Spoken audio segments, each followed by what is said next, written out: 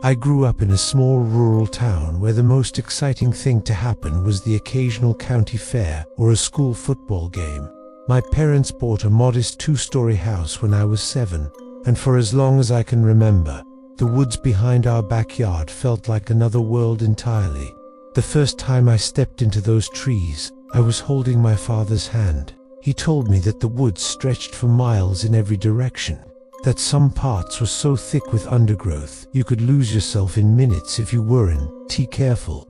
There was no real path, just faint trails left by deer, raccoons, or maybe the older kids who liked to sneak back there to smoke or drink. By the time I was 12, the forest became my private escape. Whenever I fought with my parents or felt lonely, I'd walk past the rusted wire fence and into the shade of those towering oaks and pines. The air always felt different, there, cooler, quieter, yet strangely heavy, as if sound itself didn't travel the same way. The first whisper came during one of those escapes. I was sitting on a fallen log deep in the woods, reading a book, when I heard it, my name, soft and drawn out like the wind through dry leaves. I froze. The sound wasn't coming from behind me or in front of me, but all around, as though the trees themselves had spoken. I remember calling out, "Who's there?" My voice felt small, swallowed by the thick green canopy above. There was no answer. The whisper didn't repeat. After a few moments, I convinced myself it was just the wind and tried to focus on my book again. But over the next few weeks, it happened more often. The whispers weren't always my name. Sometimes they were short phrases I couldn't quite catch. Sometimes it sounded like laughter, low, breathy, and distinctly human. I didn't tell my parents. They were already worried about me, spending so much time alone in the woods. If I said I heard voices, they'd probably forbid me from going back. One afternoon in late September, I went deeper than usual.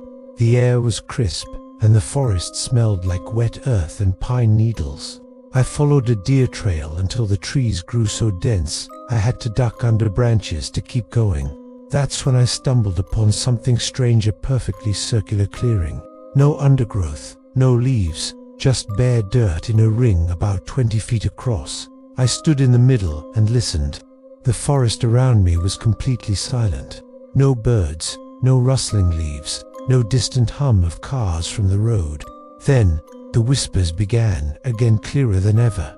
They weren't coming from one direction.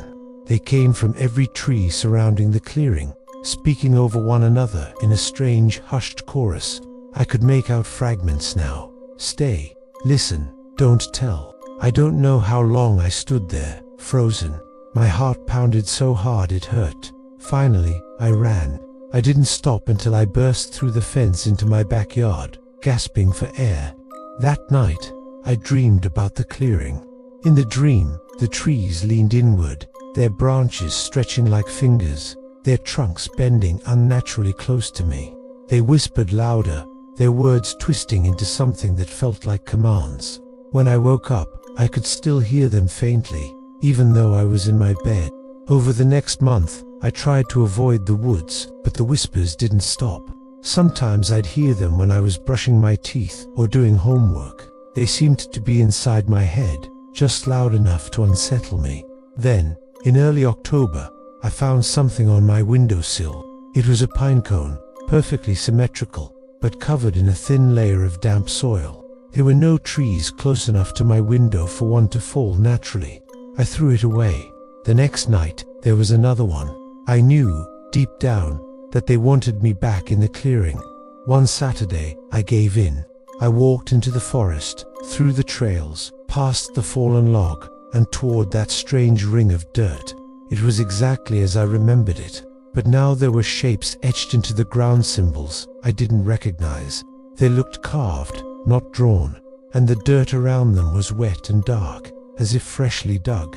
The whispers swelled the moment I stepped inside the ring. My ears felt like they were filling with pressure.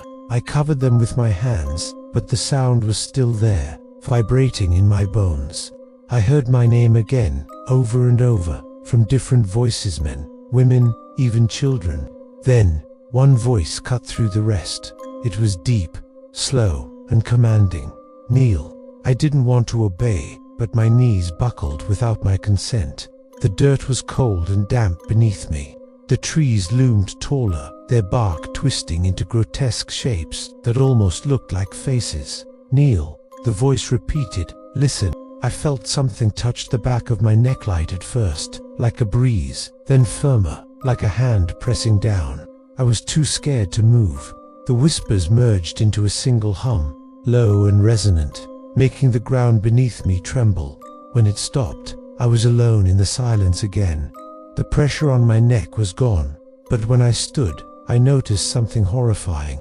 The symbols in the dirt had changed. Now, they formed my name. I ran home, locked my window, and shut every curtain. That night, I barely slept.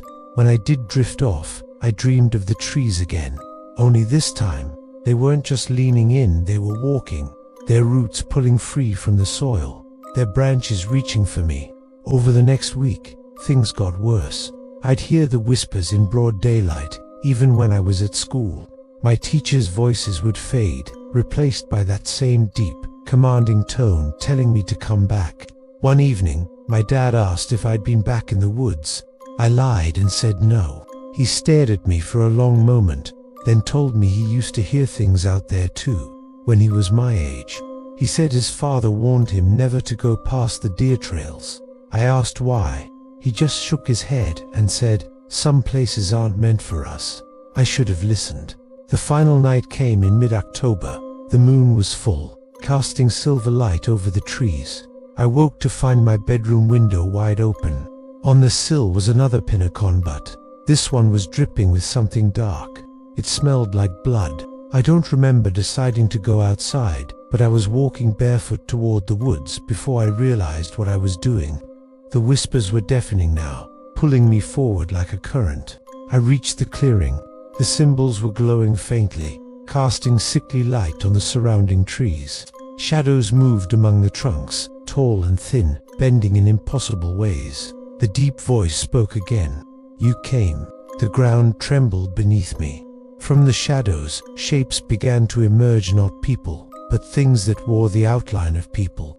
Their faces were featureless, their skin the same dark texture as the bark of the trees. One of them stepped forward and touched my forehead with a branch-like finger. My mind flooded with images, roots wrapping around bones, trees growing from graves, and people standing in this same clearing decades, maybe centuries, before me.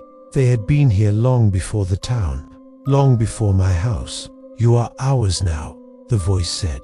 I tried to scream, but the sound died in my throat. The trees closed in, their branches knitting together overhead, until there was no sky, no moon, just darkness and the endless whispering. When I woke up, I was in my bed. My window was closed. Morning sunlight streamed through the curtains. For a moment, I thought it had all been a nightmare. But when I sat up, dirt spilled from my hair onto my pillow. My bare feet were caked with mud, and on my nightstand sat a pine cone, perfectly symmetrical, glistening with fresh blood. I haven't gone back into the woods since. I don't need to. I hear them every night now, whispering from just beyond my backyard, waiting for me to answer.